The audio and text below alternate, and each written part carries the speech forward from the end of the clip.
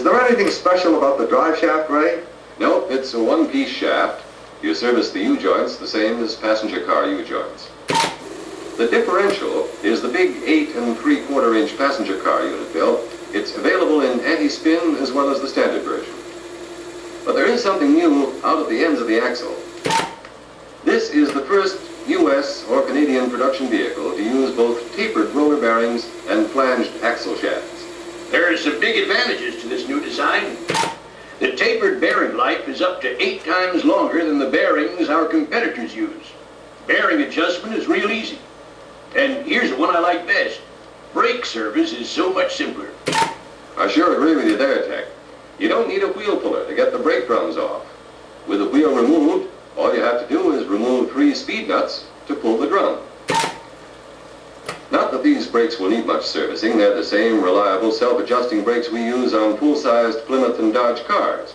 And like our passenger cars, the rear wheel brakes also act as parking brakes. For parking, the shoes are actuated by a lever and strut. How about getting back on the subject of flanged axle shafts, Ray? Better tell Bill how to remove the axle shaft and bearing assembly. Okay, Ted. To remove the axle shaft, take out the retainer nuts through the hole in the axle shaft flange. You can pull the shaft without disturbing the brakes or the parking brake strut. Here's how. Align the flat on the retainer with the parking brake strut. Tip the backing plate a little so the retainer clears the strut. Then you can pull the shaft right out. Be very careful when removing or handling the shaft so you don't nick or damage the shaft, particularly the inner seal surface. There's a special tool coming to remove and install a tapered roller bearing. You'll find detailed bearing removal instructions in the reference book. Right now, Ray, you better cover the highlights of reinstalling the axle shaft assembly and adjusting axle shaft end play. Well, before you reinstall the right-hand shaft assembly, turn the adjuster until the interface of the adjuster is flush with the interface of the retainer. That'll make it easier to get the bearing and shaft assembly into place. When the assembly is in place, tighten the retainer nuts to 35 foot-pounds. Now, here's how you go about adjusting axle shaft end play. This adjuster on the right-hand side adjusts end play for both axle shafts. First, you tighten it until there's no end play. Then, back the nut off for 13 to 23 thousandths end play. Wrap the end of the left-hand shaft with a soft mallet to seat the cup and align the bearing. Then, recheck the end play. Finally, take off the retainer nut with a washer face and install the lock under it. Retighten the nut, 30 to 35 foot-pounds. Now, I'm itching to find out about that steering and front suspension. It doesn't look like anything I've ever worked on. It might look strange to you, young fella, but there's nothing new to truck technicians, or to old-time passenger car technicians either. Tech's right, Bill.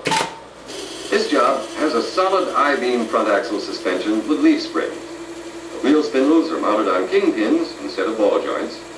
And that pickup you use on parts runs has the same kind of suspension. The steering gear is the worm and roller type. From the pitman arm, you steer through a drag link to the steering arm on the left wheel. The right wheel is steered by a tie rod connected to the left wheel.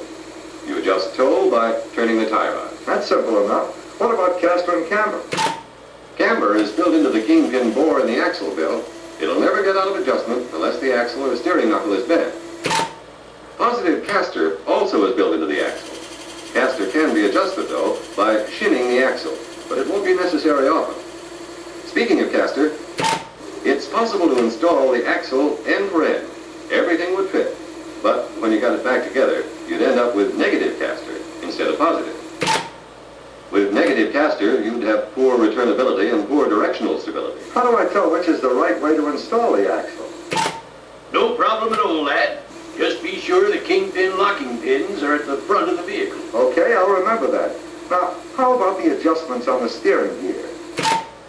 There's an adjusting screw for the cross-shaft preload, Bill. Worm bearing preload is set by shims at the gear end cap. All that good information is in the reference book, Bill. Now, let's set this baby down on the floor and look at some of the electrical equipment before we run out of time. Okay, Tech. Down she goes. Before we we touch anything electrical, let's take that negative cable off the battery. Then I'll show you how to get at the instruments. First, disconnect the speedometer cable.